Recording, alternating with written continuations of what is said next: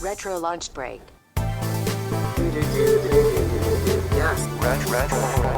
Retro lunch break with Nick and Rick. Hello and welcome to another exciting episode of Retro Lunch Break, the podcast. This is single player mode, and today I'm going to talk to you about games that have left an emotional scar on my soft Play-Doh-like brain of mine. The criteria I've set for myself are games that I've actually played, so I'm not going to mention famous video game moments like Fun is Infinite or the Uboa event. These are stories that I'm going to share with you that are 100% true because I have actually lived them. So grab some popcorn to stuff your face and a nice warm blanket to make you feel safe as I share with you games that scared me. The Snowman was a game based off of the 1978 book by Raymond Briggs, with the music coming straight from the 1982 Academy Award nominated short film created by Howard Blake. That's right, if you've seen this film, then you know exactly what I'm talking about. The intro and the outro music. Only in this case, it's coming from the Commodore 64 in all its 8-bit chiptune glory. Each strike of its musical score drives the feeling of sadness deeper and deeper in you. You feel the cold emptiness that is created in a snowy wasteland that makes you realize that you dare not cry no matter how sad you feel. Because if you do, those tears will freeze to your face. Yes, as a young lad, this is how I felt. I'm not even joking. The music made me feel so sad that I couldn't stand it.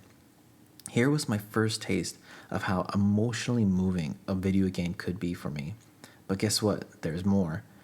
As I hurried past the intro screen to try to find some sort of enjoyment out of this game that I should be getting out of a video game, I am met with a Burger Time-esque platformer, which is simple enough and offers a decent bit of challenge. The goal is to collect piles of snow to make a snowman while avoiding these little flame monsters. It's pretty simple. Collect, avoid, and repeat. And at a certain point, avoiding becomes impossible, and then you're met with quite possibly the nicest and worst video game over-screen animation. When you die in this game, you get to see the character sprite fall into bed. Then you're given a black screen that just says game over. And again, when I first experienced this, I was just a little kid. And seeing this really scared me. The game over screen was too real because you see the characters fall into bed as if it was saying to me, like this video game was saying to me, go to your final resting place.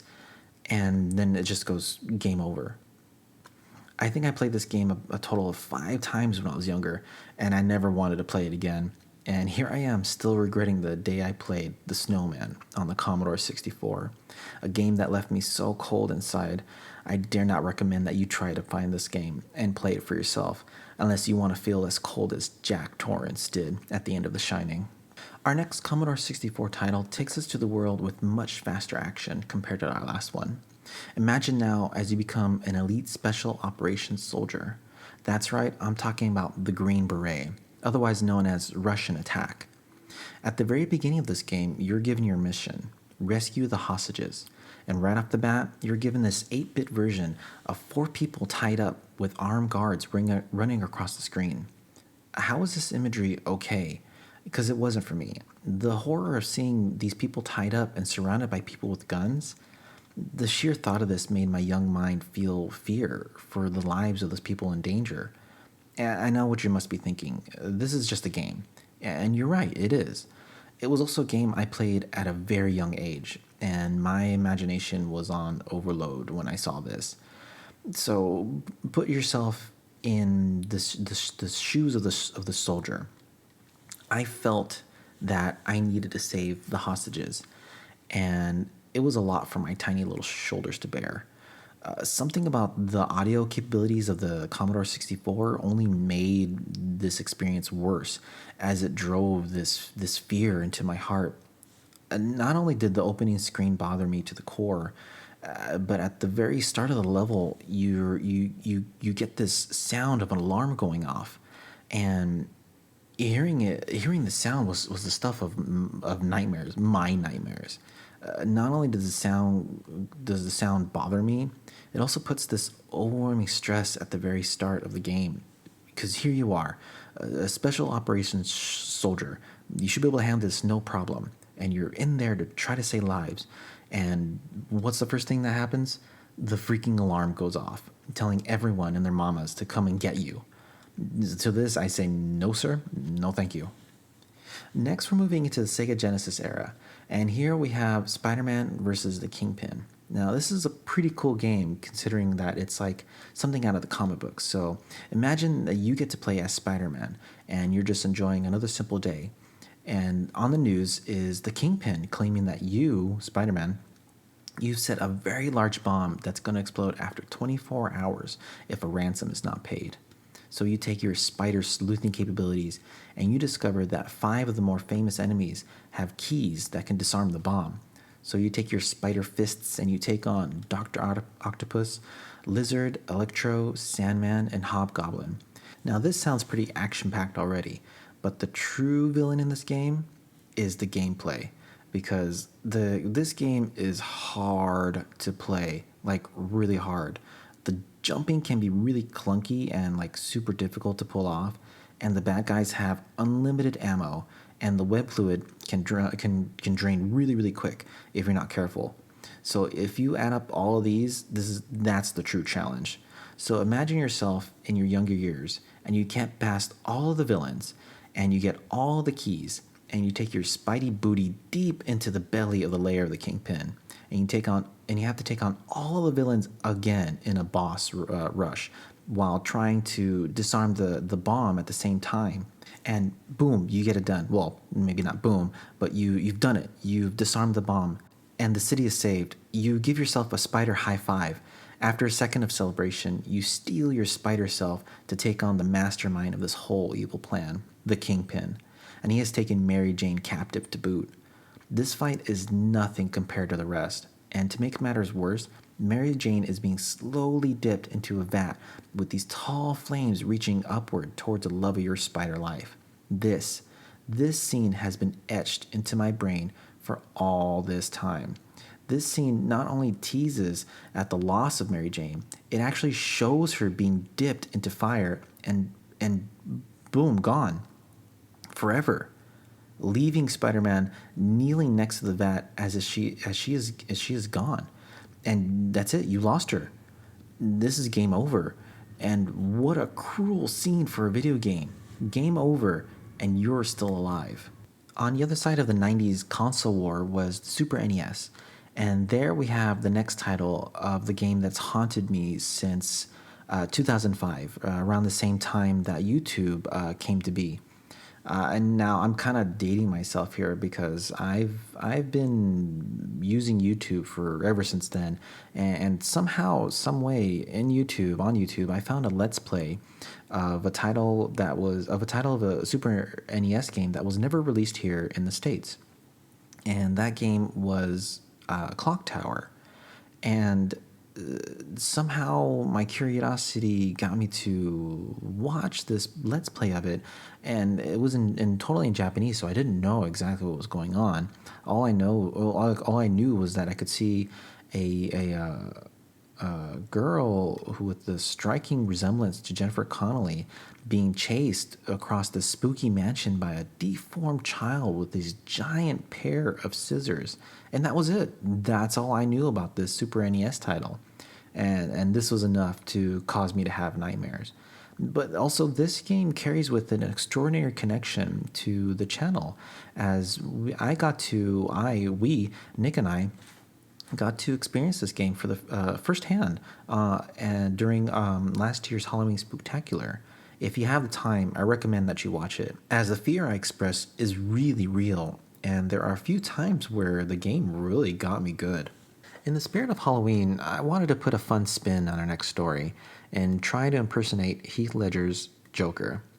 He has this great line that I think explains Resident Evil so well.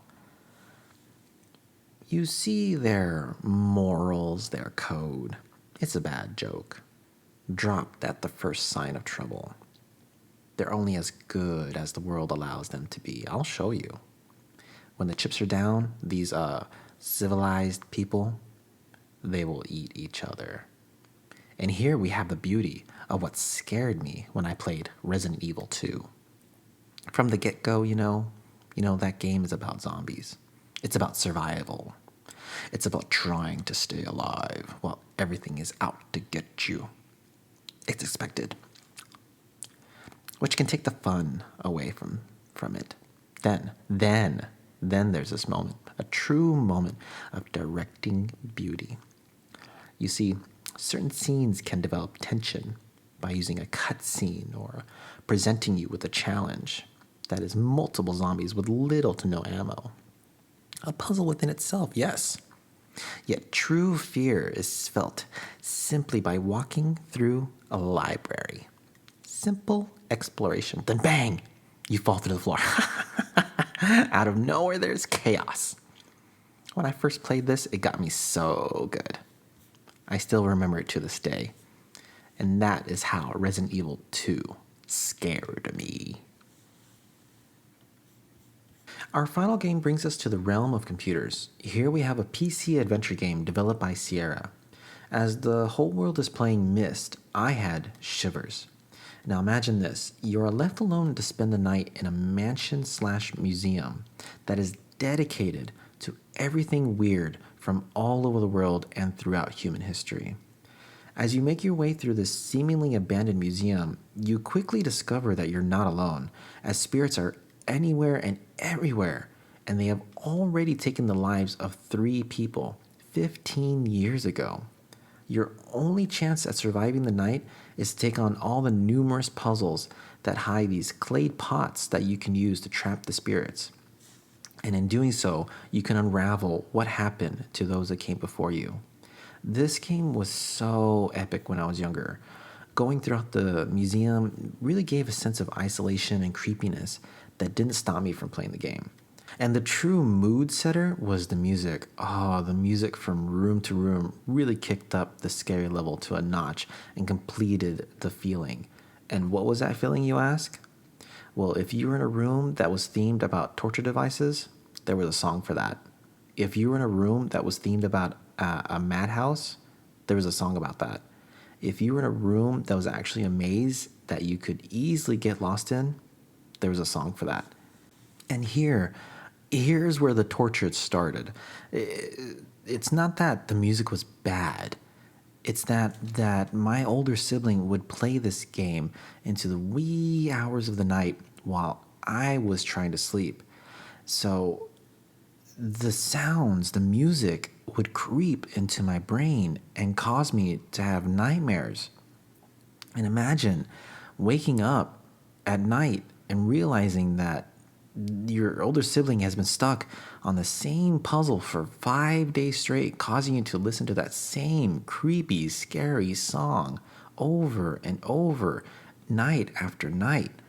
And this is why I saved this story for last, as I didn't even have to play it, and this game still got to me.